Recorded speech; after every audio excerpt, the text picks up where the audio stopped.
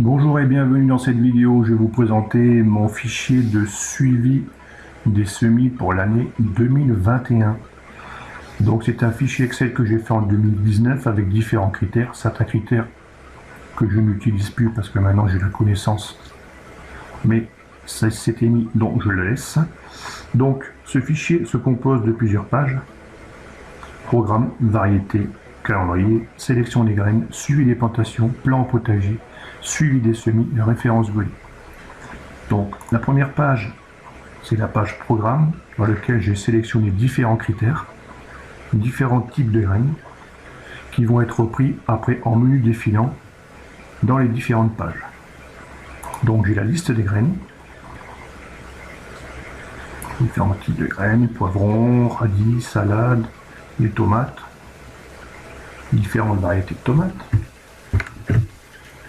Après j'ai la semence, si ça vient d'une graine, d'un plant, bouture, la provenance, si c'est un échange achat, des graines de reproduction de mon potager, le conditionnement, le type d'abri, rempotage 1, rempotage 2, j'aurais pu mettre rempotage 3 aussi ou 4, les réussites, le lieu de plantation,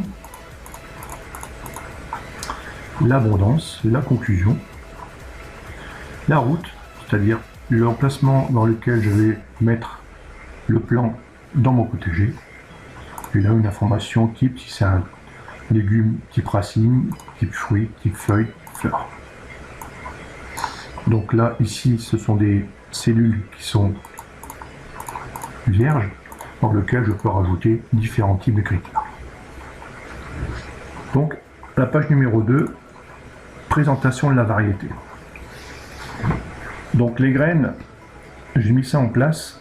Donc c'est en fin de compte une petite affiche, une petite étiquette reprenant le visuel du fruit à maturité, son nom, son grammage avec la hauteur du pied, si c'est donc une tardive, une mi-saison ou une précoce, l'année de la graine et le lieu.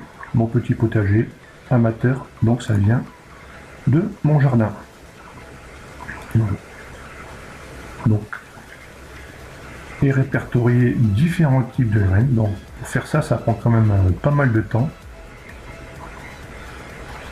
Donc je fais un petit coup de temps en temps, comme ça, quand j'ai un peu de temps, histoire que ça donne un peu plus de peps.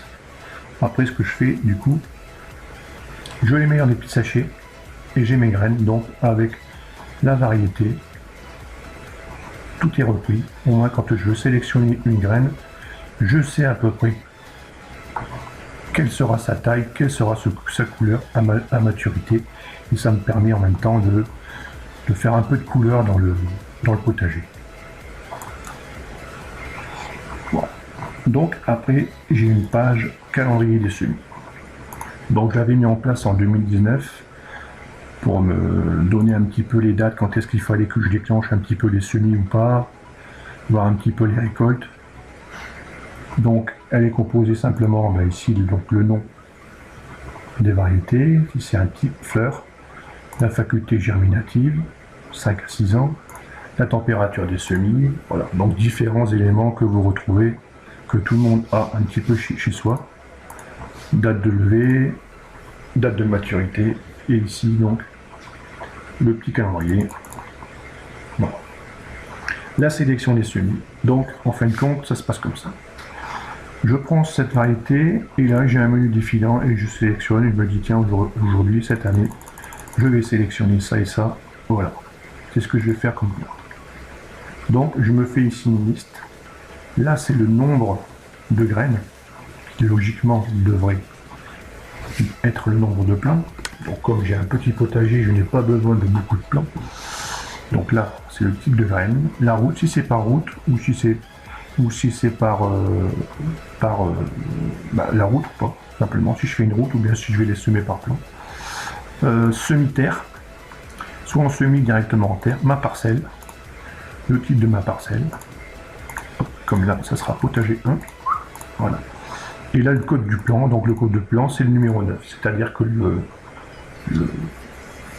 le pot portera le numéro 10, et le numéro 10 sera aubergine 1, ou aubergine 2 si c'est le numéro 11.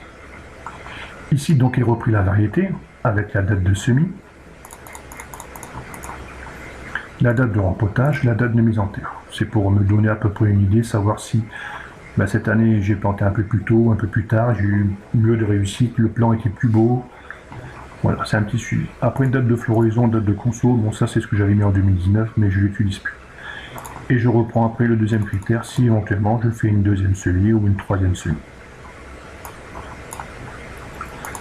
Le suivi des plans, donc automatiquement ici le plan est revenu et rappelé en automatique. Si c'est une graine, provenance, l'achat, semis, type d'abri, date de semis, levée, cotylédon. Ça aussi cotylédon, bon au début c'est bien, mais après je m'en sers plus. Date de rempotage, rempotage 1 avec la date, date de rempotage 2 avec la date, 3. On a après la réussite, la place dans le potager, la récolte, si c'est bon ou pas, les kilos, par exemple là, on va dire on a eu 500 grammes d'aubergine, encore eu 500 grammes on a encore eu 500 grammes d'aubergine. Au total, on aura eu 1 kg. 1 kg de fruits. Et ici la conclusion. Bon, il y a certains critères, je vous l'accorde, qui sont repris, qui sont en doublon. Mais c'est parce que j'ai pas eu le temps de l'enlever. Et voilà, maintenant je ne le sélectionne plus. Et après le plan du potager. Donc plan du potager, donc c'est une vision approximative du potager, comment est-ce que je vais répartir donc les types de semis, les types de plantes qui vont être faits dans mon potager. Donc là j'ai plus qu'une seule parcelle parce que je vais déménager. Donc là j'ai laissé une parcelle de 1,20 m sur 3,80 m. Donc j'avais 3 parcelles comme ça. Donc c'est pour ça que c'est un petit potager. Donc là il est répertorié donc sur des tomates, courges rondes, poireaux. Ici il y aura le numéro, donc c'est le numéro de code qui est ici, code de plan. Et voilà, donc là du coup je mets approximativement pour voir ce que ça va être pour la plantation.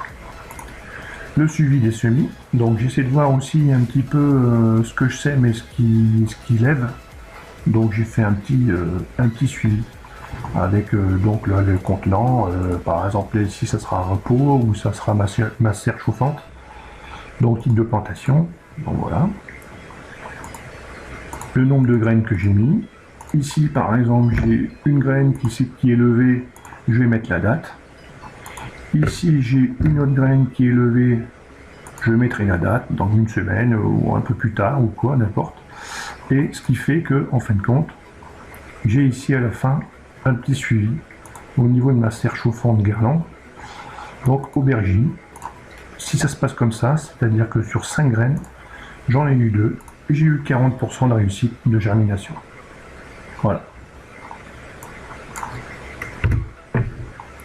Et après, donc, j'ai la petite étiquette qui va être mise sur le godet. Donc, l'étiquette numéro 9 qui représente aubergine violetta. Si par exemple je mets la petite étiquette 16, je sais que c'est poivre, orange et Tsuda. Voilà.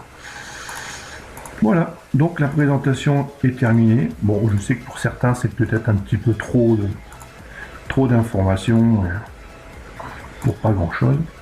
Mais bon, ça m'amuse aussi de faire un petit fichier de suivi. Surtout ça a quand même son impact. Je trouve que c'est quand même... C'est un beau visuel, c'est bien, voilà, on voit ce qu'il en est. Les graines sont bien sèches. On voit bien que la qualité est là. Et puis on reconnaît là. On reconnaît 2 personnes. Voilà, dans mon potager à Marter, on voit bien que les graines sont faites. Voilà, et bien écoutez, j'espère que cette présentation vous a plu. Je vous remercie d'avoir écouté et regardé cette vidéo. Je vous dis à une prochaine vidéo. Laissez-moi un commentaire. Je vous remercie. À la prochaine.